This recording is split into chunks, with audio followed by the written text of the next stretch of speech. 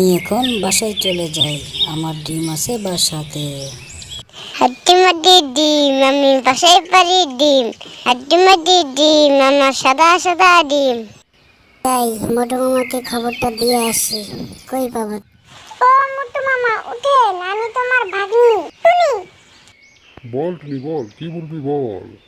তুই দাঁড়ায় আছিস কেন, বসে।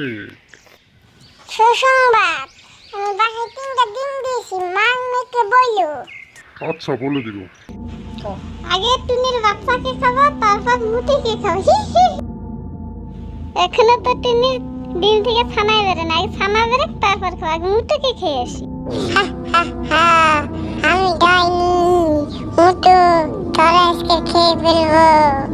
মুটু, তোকে কে বাঁচায় আমি দেখবো না?